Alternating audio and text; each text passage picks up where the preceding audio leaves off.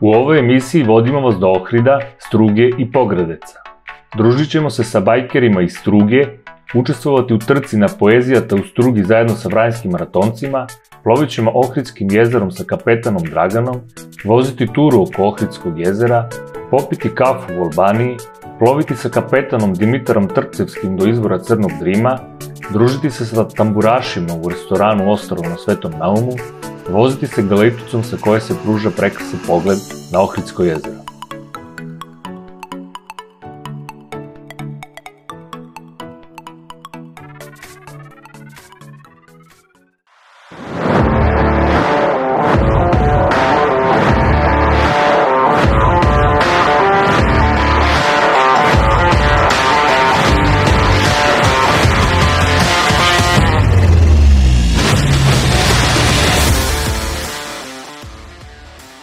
Neretko me pitaju šta za mene znači vožnja motora.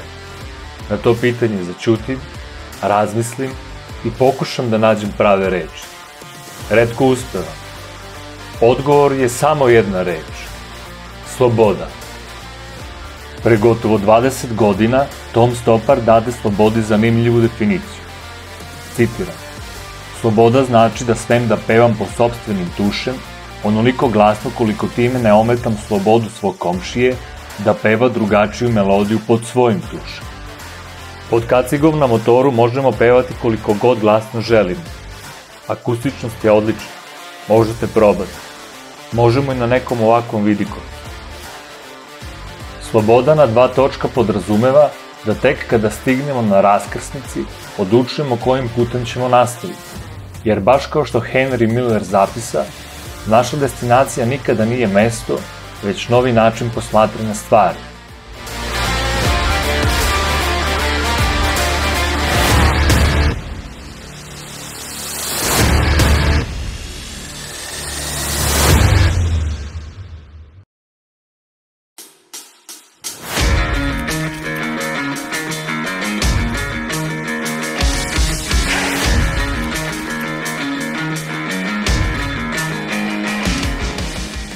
Nošem putničkom slobodom nakon prelaska graničnog prelaza Preševo, odlučih da ne pratim skretanje za Ohrid, već nastavih pravo.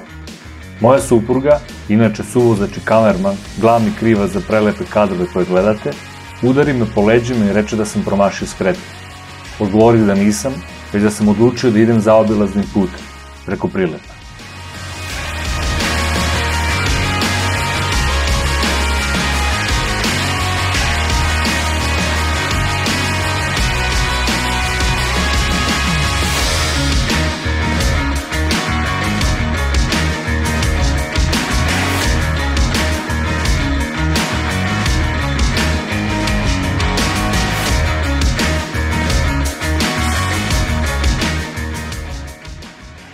Iako deo asfalta od autoputa prema Prilepu, a kasnije i Ohridu, nije zavidnog kvaliteta, to nam nije poremetilo uživanje u predelima i živopisnoj prirodi koja je hranila oči i dušu.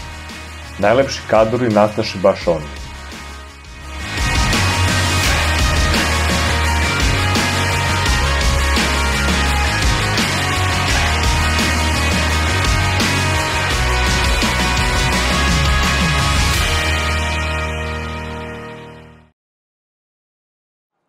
Ono što sada sledi je najlepši deo putovanja.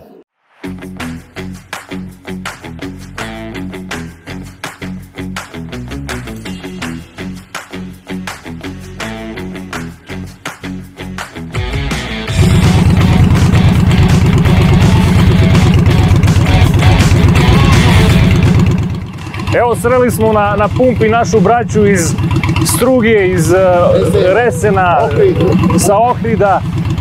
Tu su svojim motorima i dogovorili smo da sutra popijemo kafu i da se malo bolje upoznamo i da se družimo. Dobrodošli ste u Vranje, kad dolazite dole isto šta god vam treba, tu smo. Inače, bajkeri su takvog vaspitanja da kad se sretnu na drumu uvek se pozdravljaju, poštuju se i pomažu se gde god da treba. Živjeli, živjeli.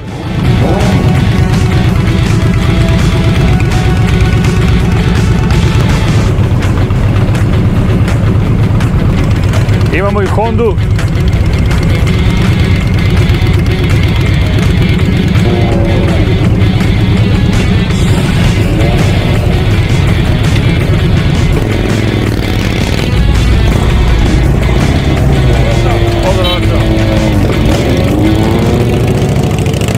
hajkere ispratismo, a mi ostado smo još neko vreme na pumpi na kojoj glupiranje nije dozvoljeno.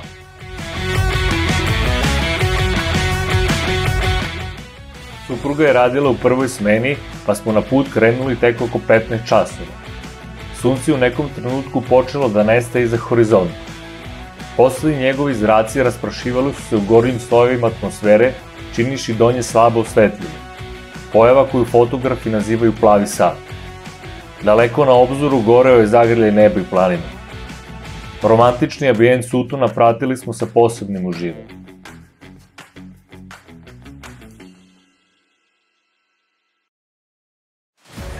Ohridsko jezero jedno je od najstarijih na svetu, a nastalo je kad i Tanganjika u Africi, Titikaka u Južnoj Americi i Bajkalsko jezero u Sibiru. Sa Bajkalskim jezerom u Sibiru, Ohridsko je najsličnije flore i faune.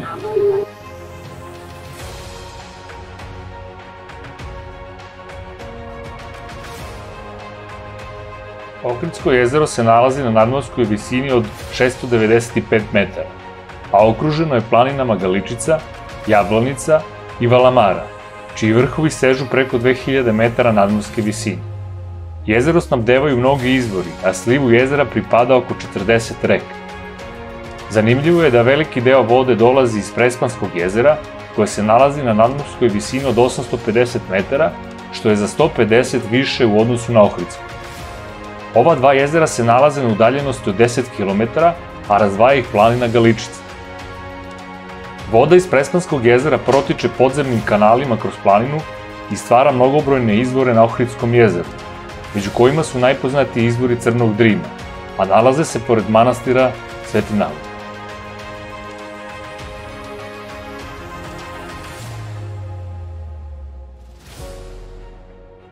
U obilazak izvora Crnog Drima povede nas kapetan Dimitar. Dobar dan, danas se nalazimo na izvori Svetog Nauma, na Crni Drim. Ova tura je u dužini 700 metara. Temperatura vode je specifična jer je od 8 do 10 stupnjeva preko cele godine. Znači, zima, ljeti, temperatura voda se ne menja. Specifično je zbog toga što ovo je pod zaštitom na UNESCO. Ne sme ništa da se baca u vodi i mora da radimo na vesla, znači zabranjeno je kupanje i takve stvari. Imamo tu vodeni paprat i algi koji menjaju vode. Sad, kada krene sunce, oni stanu žutenikavi. A na gori imamo drugi vid paprat koji menja boju i ta je crvena, vidjet ćemo i to. Pored toga ćemo da vidimo dve grupe na podzemni izvori koji izlazi ispod vode. Isto je tako što voda nam dolazi iz Prespansko jezero jer je na viši nadmorskoj visini od Ohridsko jezero. Del ponira pod Galičica, a del se javuje kako podzemni izvori. Najveća dubina ovog jezera je 3,5 metara.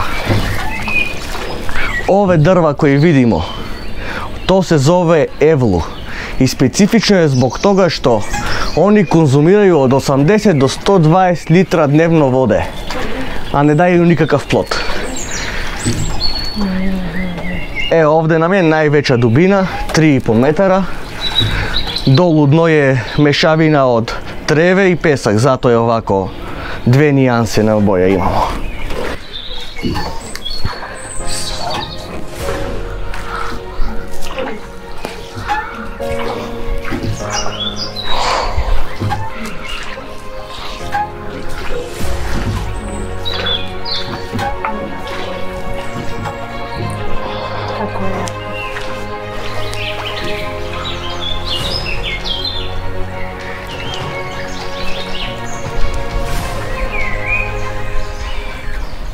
Evo ovo nam je vodeni paprat, taj je specifičan jer je u zimi zeljen, sad krene da se žuti i crveni menja boju i kod avgusta oni biči kao violetovo, kao ružičastu boju i to je specifično.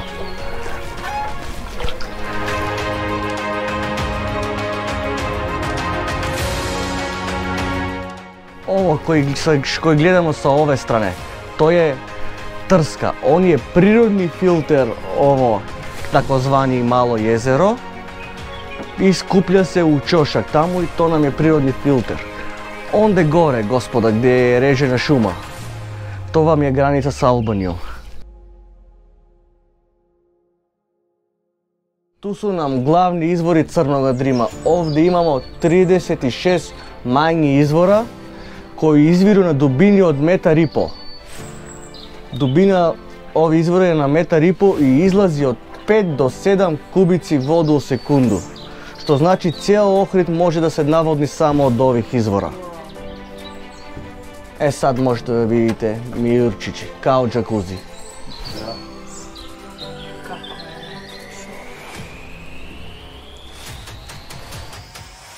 Da bi se dokazalo da je voda dolazi iz Prespanskog jezera, pre 5-6 godina u Prespan su ispuštili plavu boju. I nakon mjesec i jednu nedelju se pojavila tu, znači putuje neki 35-6 dana voda, 80 km je dalečina ovog jezera. Poisponirala ispod Galičice i javila se tu kao voda, izlazila je plava boja. I zbog toga se dokazalo da je Prespansko jezero puni Ohridsko jezero. Ovo nam je crkva Sveta Bogorodica, ona datira iz 14. stoljeća.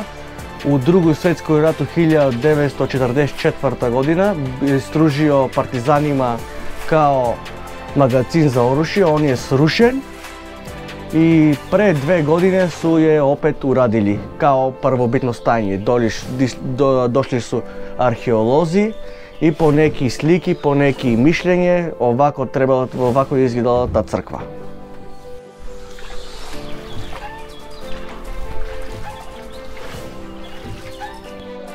Polska, Turska, Mađarska, Srbi naravno, Crnogorci su išli, Slovenci ne tako puno. I tu se zatvara klub. Bilo je i Kinezi, i Japanci su bili, i od Tajvan su bili, ali to je malo, minimalno.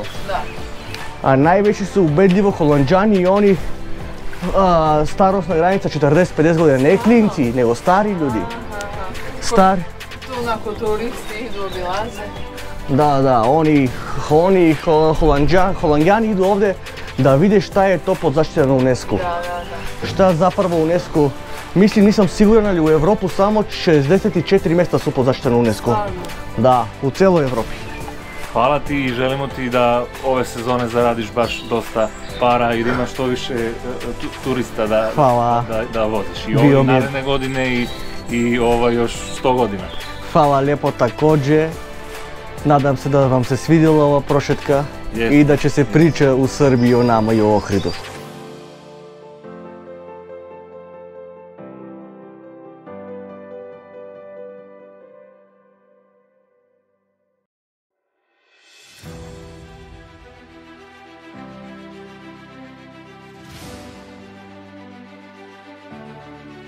Izvori crnog drima do koji nas je Dimitar vodio formiraju malo jezero koje se uliva u Ohridsku 100 metara od manastira Sveti Naum. Na taj način crni drim postaje deo jezera, ali se potom, na drugoj njegovoj strani kod grada Struga, izliva iz njega u korito reke. Na taj način nastaje crni drim, koji potom nastavlja svoj tok prema Albaniji, spaja se sa belim drimom kod grada Kukes, sa kojim formira reku Drim. Reka Drim potom nastavlja prema Jadranskom moru u koje se uliva. Pomenuto predstavlja prirodnu filtraciju Ohridskog jezera.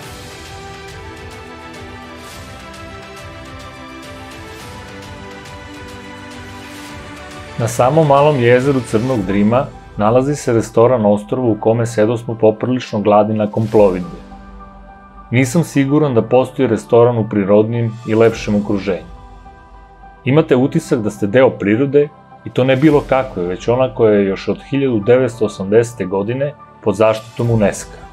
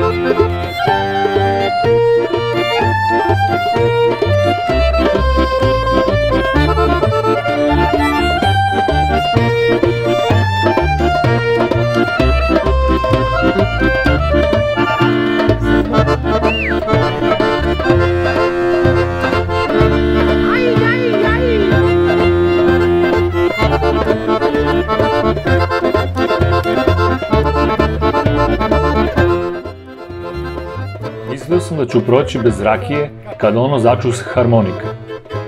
Ručati uz zvuke akustičnog benda bilo je pravo uživanje. Makedonci su čuvene meraklije, poznati igrači, pevači. To se osjeća u svakoj strofi njihove pesme, u svakom taktu, u svakoj noti. I tamo kad krenu smo prema izlazu, poče poznati makedonski melos, čalgija.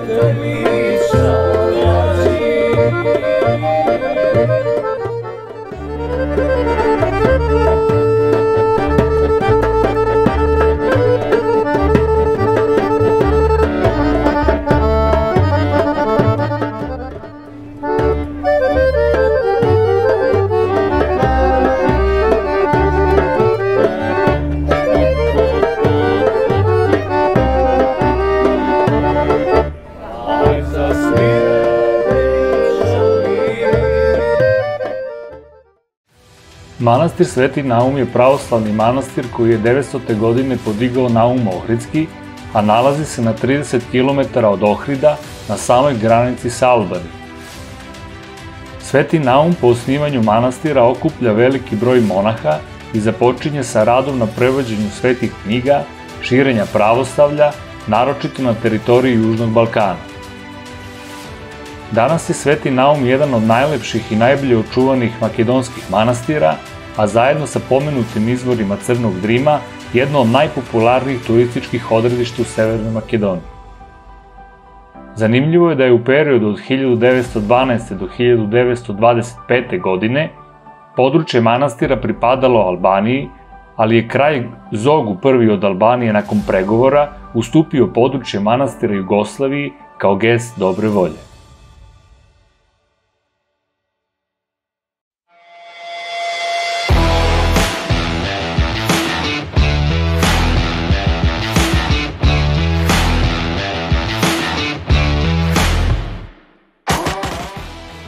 U Strugi smo učestvovali u trci na Poezijata zajedno sa vranjskim maratoncima. Trka je bila organizovana na 5 i 10 km. Supruga je učestvovala u trci na 10, a ja na 5 km. Tačnije, zbog nedavne operacije Ahilove tetive nisam trčao, nego sam hodao. Možete pogoditi na kojem sam mestu završio trku. Poslednji. No, važno je učestvovati. Bila je ovo jedna od prvih trka nakon pandemije COVID-19, pa je radost trkača bila vidljiva na njihovim licima. Pozitivna energija širila se svuda okolo.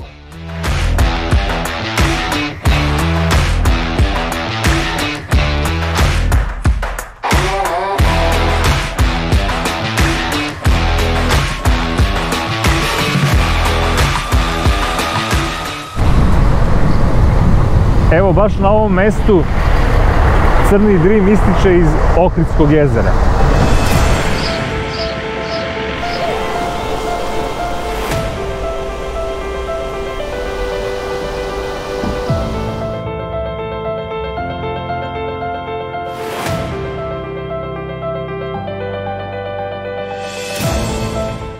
Evo nas na izvoru Crnog Drima. Čekamo bajkere koje smo juče upoznali na pumpi, da sa njima popijemo kafu i da se malo bolje upoznamo. Evo ga, brat bajker je stigao da popijemo kafu. Evo, pozdrav. Svaka čast, bravo. Si dobro? Dobro, vi je dobri ste. Evo. Obe, Struga be pjasa. Evo, brat iz Struge hoće da nas ugosti, da nas vodi do restorana. Pa evo, pratimo ga. I evo nas Struga, bajkere koje smo upoznali juče na pumpi. Danas su nas ugostili fenomenalno, sedimo ovde pored Crnog Drima, dan je fantastičan i evo da pozdravimo našeg brata Cvetka, koji nas je stvarno ugostio.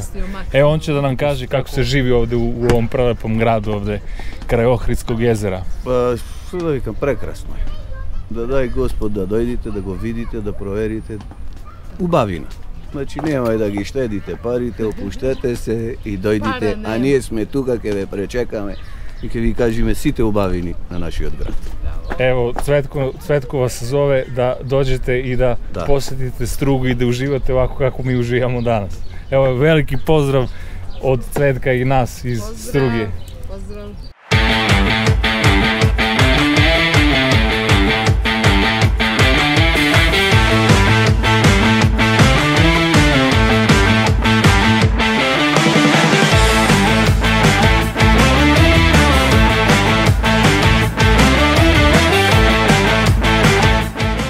Braća iz Struge nas vode u obilazak oko Ohridskog jezera. Fantastičan pogled, stali smo ovde da se slikamo, a ljude koje smo juče upoznali na pumpi su nam priredili takvo gostoprimstvo kako nam nisu priredili ni najrođeniji. Ovom prilikom im hvala. Hvala na svemu. I čekamo ih da dođu kod nas u Vranje pa da se tamo družimo. Znači vaka, v pravec na moj prst se nalađat Albanija.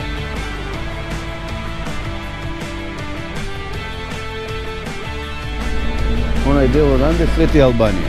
A ovo je Galičica da je? Ova ti je Galičica levo, a pravo na nas je Albanija.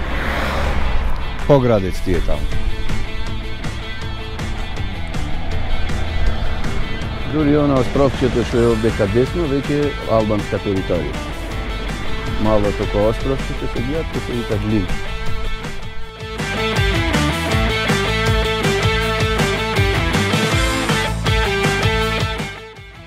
Cvetko i Krsten nam predložiše da napravimo turu oko Ohridskog jezera, a nama avanturistima nije potreban poseban razlog i motiv. Uputi smo se prema Albaniji. Odlučili smo da popijemo kafu u Albaniji i da vidimo kako se tamo živi.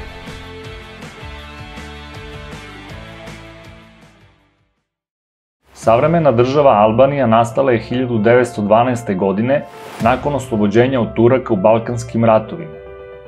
Bila je to najizolovanija država sveta u 20. veku, dok je njome vladao čuveni Enver Hodža. Nešto poput današnje Severne Koreje. Enver Hodža je Albanijom vladao 40 godina, od kraja Drugog svetskog rata pa sve do smrti 1985. godine. Tada su zatvorene državne granice, isključeni su bilo kakvi spoljašnji uticaji, suzbijan je svaki pokušaj izražavanja drugačijeg mišljenja, vozila nisu postojala, kretanje unutar zemlje bilo je strogo kontrolisano i moguće samo u grupama, sudski procesi su bili nepravedni, a špijuna je bilo na sve strane. Kazna za krađu bila je od 3 do 5 godina zatvora, a za izjavu da je hleb neukusan 15 godina. Mnogi koji su se suprotstavljali režimu i partiji ili predstavljali bilo kakvu pretnju, završavali su u rudnicima iz kojih se nisu vraćali. Bilo je to vreme diktature, vreme u kojem je narod teško živeo, a napredak države stagnirao. Albanija je 1967. godine postala prva ateistička država na svetu. Zabranjene su religije, a mnogi sveštenici su proterani, mučeni, ubijani, bez obzira na veroispovest. Kurani i Biblije su spaljivani, a bogomolje rušene.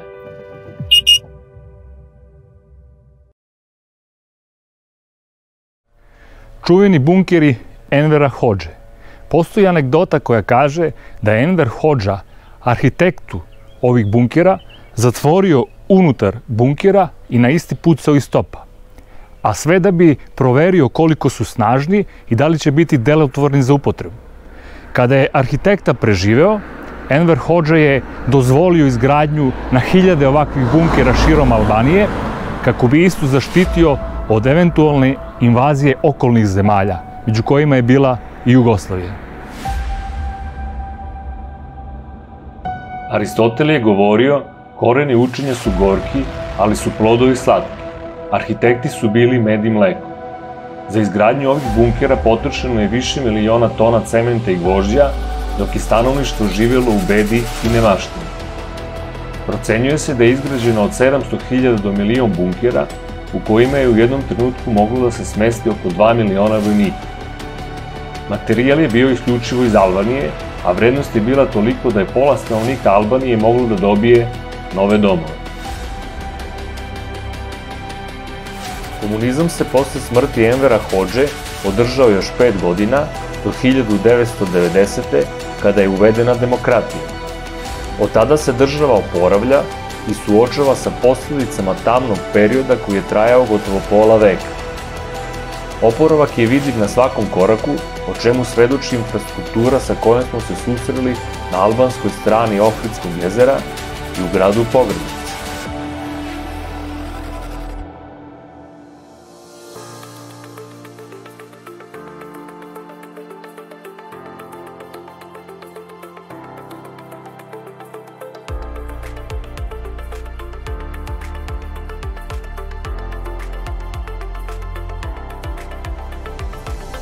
Grad je lepši nego što smo očekivali.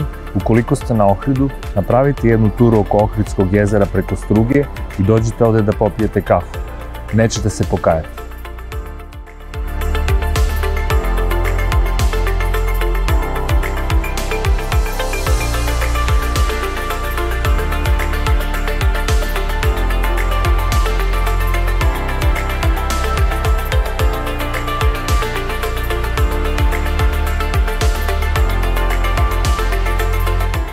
Nakon Albanije vozili smo do nacionalnog parka Galičica, sa kojeg se pruža prekrasan pogled na Ohridsko jezero i vidi se gotovo celo. Planina Galičica je duga 35 km, a njen najviši vrh Magaru seže do 2254 metara nadmorske visine. Postoji mesto sa kojeg se pogled pruža na oba jezera, Prespansko i Ohridsko, ali se do njega mora pešačiti za što mi nismo imali vremena.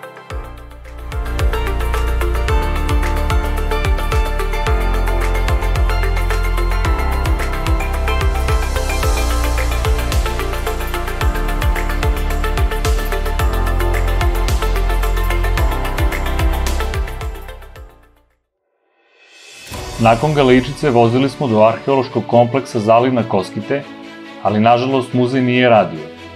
On se nalazi na drvenoj platformi iznad Ohridskog jezera, koja je stubovima izdignuta iznad vode, a na njoj su od blata i slame izgrađene sojenice koje predstavljaju autentičnu rekonstrukciju onih iz perioda od 1200. do 700. godine pre nove ere. Rekonstrukcija je izvršena na osnovu arheoloških nalazišta koje se nalaze na dnu jezera, a koja su istraživana podvodnom arheologijom. Tom prilikom ronioci su pronašli veliki broj ostataka drvenih stubova ukopanih u dno jezera. Bila je to glavna potvrda postojanja naselja na tom mestu. Pored toga pronašli su veliki broj životinjskih kostiju, pa je jasno kako je zaliv dobio ime. Mi smo muzej posetili nekoliko godina ranije.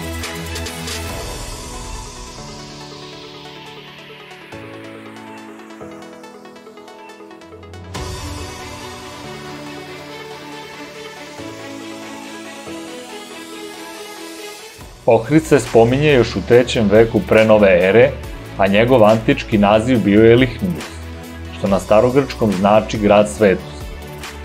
U to vreme ovaj grad bio je jedan od važnijih na putu Via Ignacija. Novi naziv grada nastao je zahvaljujući geografskom položaju starog dela Ohrida, koji se nalazi na brdu. Na makedonskom jeziku brdu se kaže Rid, a iz toga proizilazi da se na brdu kaže Ohrid. Ohrid vrlo brzo je postao Ohrid. Ohrid je grad sa bogatom istorijom, grad koji je bio deo Rimskog, Bugarskog, Vizantijskog, Srpskog, Osmanlijskog carstva, a nakon oslobođenja od Turaka 1912. godine postao je deo Socijalističke federativne republike Jugoslavije.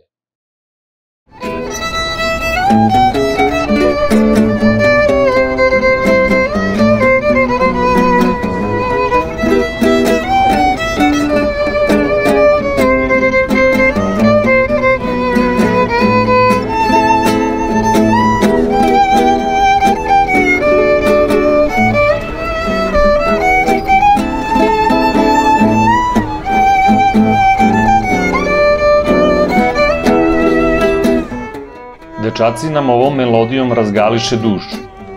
Požele smo da ih povedemo sa nama u kafani, da nam sviraju cele noći.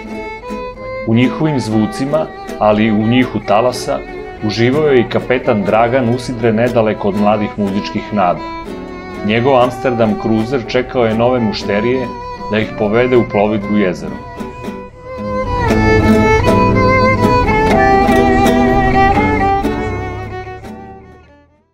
Dobar dan, Vranjanci. S vama ću napraviti jednu lepu vožnju, da vidite stari deo grada, našu arhitekturu, da vidite Samuilove kreposte, koje su stare preko 1200 godina. Površina jezera 285 km², najveća dubina preko 312 metara. Ovo jezero nosi pozitivnu energiju. Inače, preko leta temperatura vode dostiže oko 25 stepena, tako da je stvarno prelepo. Nekad smo imali najviše gosti od Srbiju, sada ne znam šta je u pitanju kad se rasparala Jugoslavija. Srbi da li su finansijski pali ili su jači pa idu dalje, to ne znam. Evo ispred vas gledate, to je pristanište, brodovi ukotveni. Gore na brdu je prestolnina cara Samuila, koji je vladao u 9. veku. Providnost vode je otprilike nekada oko 22 metara. Prosečna dubina jezera 156 metara, znači to je vrlo duboko jezero i najveći bazen slatke vode na Balkanu, u Evropi, posle Bodenskog jezera. Ova bolest, koronavirus, nas je jako nas pogodio, pošto smo ja ću vas voziti sve pored obale, pošto smo mi isključivo turistički Ohrid, tako da smo 2 godine imali jako loše rezultate, ali nadamo se da ljudi su pronašli te vakcine i da ćemo i dalje živjeti i viđati se sa turistima iz celog sveta.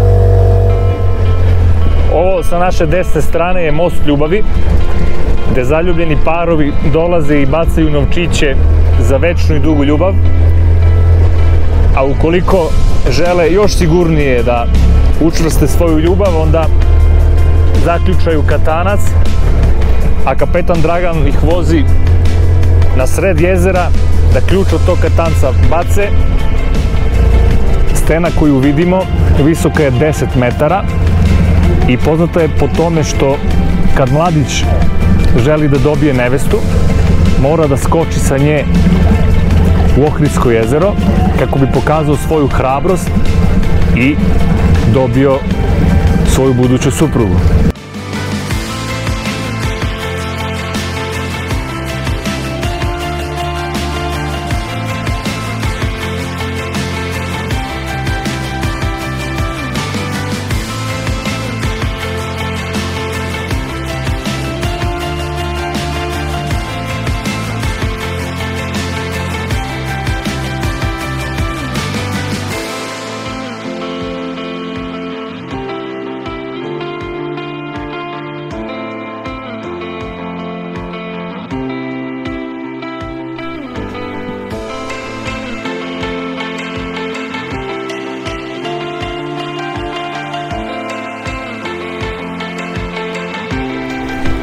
Evo nas ispred crkve Svetog Jovana na Ohridu.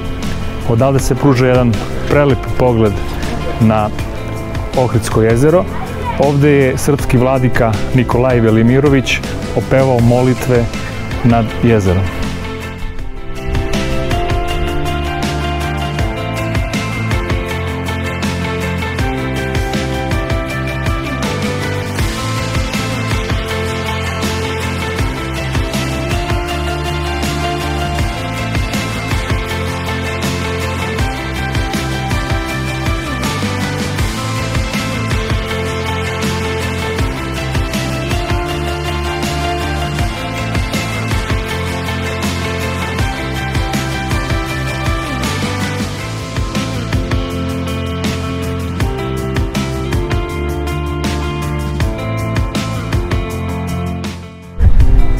I evo došli smo do Samuilove tvrđave, danas je nedelja pa je radno vreme iste od 9 do 14 časova.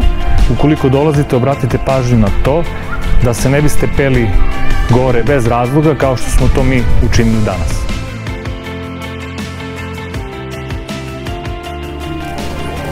Dobar dan. Dobar dan. Koliko su ovi lančići? 15 eura. Aha, svi su 15 eura. A ovaj 10?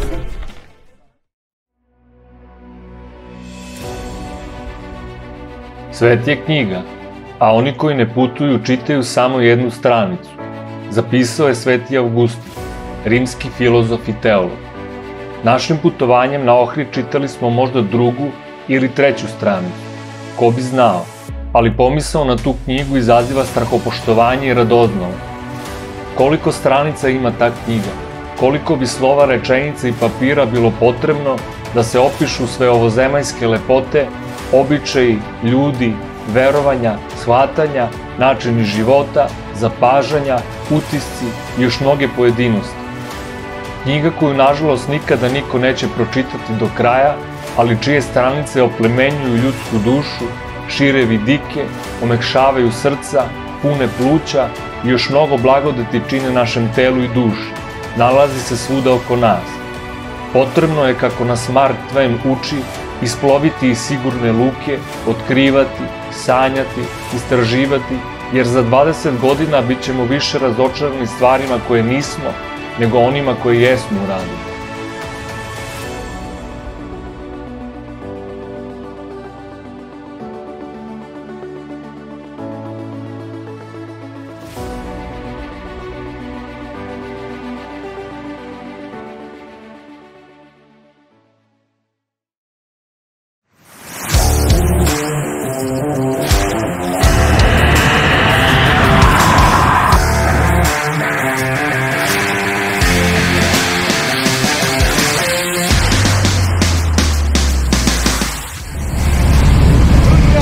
Ajde, brate moji! Dobrodošli! Dobro!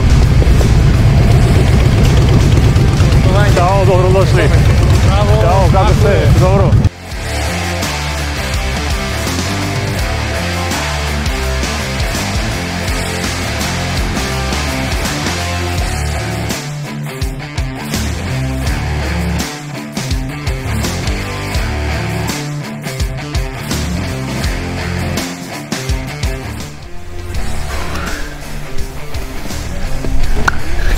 Dobar, najdobre. Ajde da te vidime. Ja sam Dušan. Evo, još jednom da se pozdravim. Ljubče sam. Dušan. Samo ja ne te pozdravim. Ja jesmo po drugi put. Po drugi. Da, ste dobro. Kako bilo u put? Dobro već, da. Na Tetovu se nagostila? Da. Da. Gostio Tetovu, Skopje, Kuvanovo.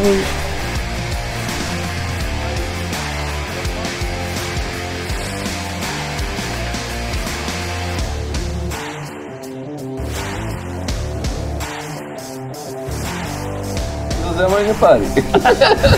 Zašto to? Transakcijska smetka. Da.